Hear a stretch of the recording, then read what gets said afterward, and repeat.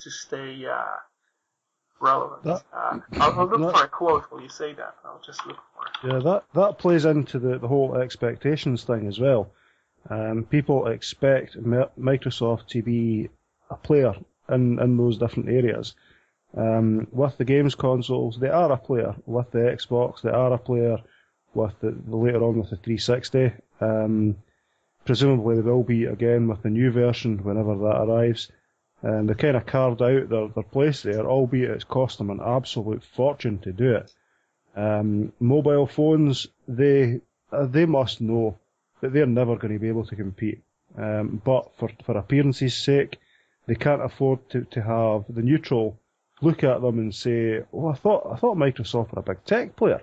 Why don't they do mobile phones?" Well, they tried.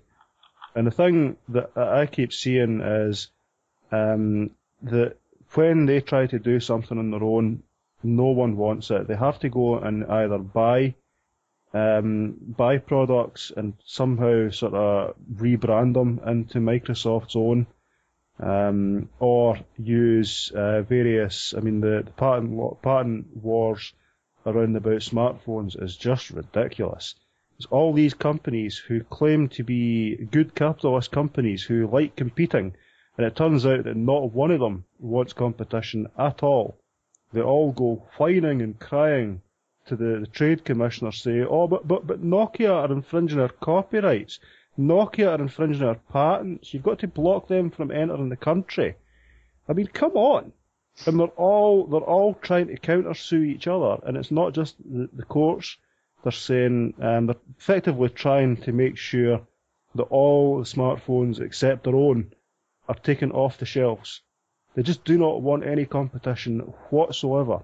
I think by definition they have to do that. The question is, what tools do you give them? So this is why we shouldn't have software patents, because you give them tools to kind of do a nuclear war.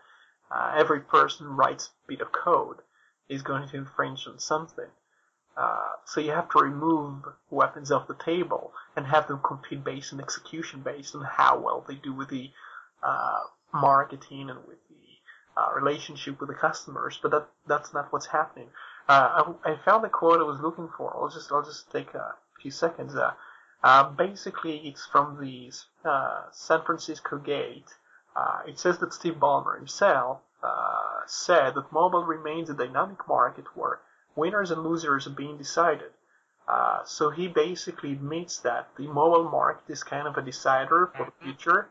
I think more and more companies start to use the mobile platform as a way to expand to tablets and to all kinds of other form factors.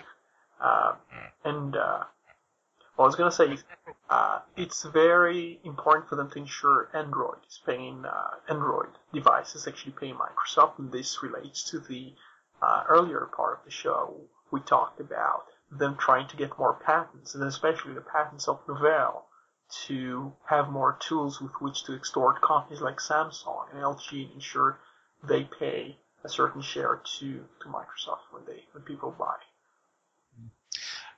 I think, HTC were another one to add to the list, and ironically enough, it was just a few days after I got my HTC Desire that Microsoft got involved there, I believe. Just to round up on, we sort of finished on a console-related topic. What I would say is, I think if we take away all the issues with 360, the red rings of death being the most predominant one, I think it's fair to say that Microsoft made a success out of the 360, regardless of how much money it's made them. I think it's been a rather popular console. However, what I would say conversely is that if Microsoft has any intention of relying on the revenue from its future consoles, maybe whatever the 360, the next version is called, I think it would be a big mistake. I mean, the console market is very fickle, and if we cast our minds back to the 80s when Atari ruled the roost with the 2400, well, it certainly didn't rule the roost when it released the Jaguar, which crashed and burned spectacularly. Similarly, Nintendo, they saw massive success with the NES, went on to emulate that with the Super Nintendo, and then completely lost the battle with the N64 in light of the Sony PlayStation, which should have been the most popular console after the PlayStation 2, which didn't, and the PlayStation 3 took second place to the 360. So the console market is very unpredictable. In relation to the phones, you sort of ruined my ending point. Sorry. I'm not sure the Are you talking about some US figures by? I'm talking about in general. I'm talking about I was present on eBay when the first PlayStation 3s went on sale, where everybody's expecting to sell for 3 or 4 times the price, like all the other consoles did when they were first sort of early released, the grey imports, and nobody was buying. I certainly think. I mean, the PlayStation 3 has been very successful, but it's certainly not. Measure. It's sort of. I'm tempted to think about the comparison Microsoft makes between the market share of Linux, especially in the servers market, where they look at revenue or they don't look at units. And here you have to bear in mind, the company can just, brag about selling the most, but if they lose money on its sale, they have to repair. Oh. The question is, do they actually win, or do they actually lose lots of money? And I wasn't mentioning the revenue. That's why I wanted to that's why I said at the beginning, put that aside, because I wouldn't like to guess on how much money Microsoft has or hasn't made. I would assume they haven't made a lot with all the problems with the Red Rings of Death on 360. Some time ago, there was a bit of a disclosure. I think one person worked in... I'm trying to think about the numbers, but Microsoft is still has lost billions on Xbox in general. But Just looking at market penetration for the 360 compared to the PS3, certainly we can't believe the stats. That's the second time I said that in this episode. But all you have to do, if you go to your local computer store and see where people are standing and how many shelves are dedicated to... You probably look at the English stores, the English-speaking stores, and that's where I think there is lots of bias. If you look at the Japanese news or in... I'm not sure about like European news, but you have to remember you tend to have a scope that limits you to the UK and the US because these are the sites you can read and these are the sites you'll see in your feeds because they speak English, and that's the only console that's US based. And I try to remind these people on my site that they write in English there, and I try to remind people, well, this is based on the articles I can give there are in English. I cannot give you Spanish things, but this means that we basically are going to be told what people seeing these in the United States, which isn't much Linux and which usually is Xbox 360 and not much of the Japanese consoles. So, I'm kind of saying I'm not sure it's fair to say that Xbox 360 is like winning or something. No, I wouldn't say it was winning. But Nintendo is the only one actually making money out of this whole thing. But Nintendo was a very strange console because from my experience only, I can only go off what I've seen in the shops and from the people I've spoken with, but it seemed to be very much another console. People would have a Wii, for example, and a 360. The point I'm making anyway was, regardless of the sort of sales and what Microsoft has and hasn't made, or how many people have got an Xbox compared to how many people have got a Wii, it was a bit irrelevant because the point I was making was the console market itself is a very fickle thing and it can switch at the drop of a hat.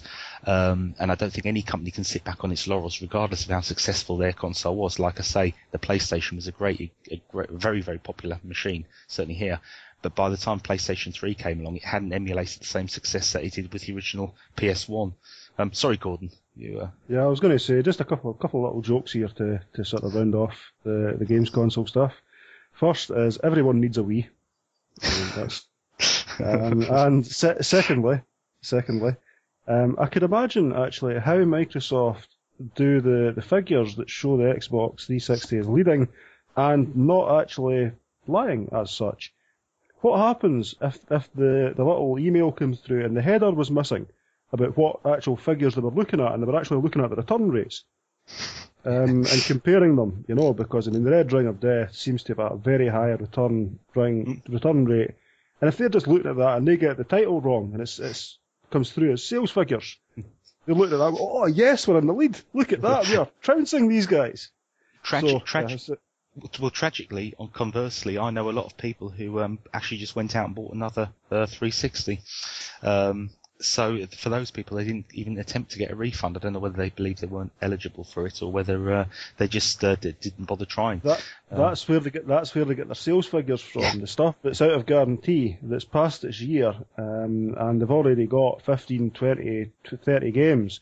They think, well, it's going to be expensive to throw away all that stuff and get a PS3. If I want to play these games, I'm going to have to buy another Xbox. So maybe that's where they get their sales figures from. But you sort of ruined my closing lines, because what I was going to say was that we hadn't mentioned the Windows Phone 7 at all during the show, which was a testament to how popular it really is and how much newsworthy items there are to talk about.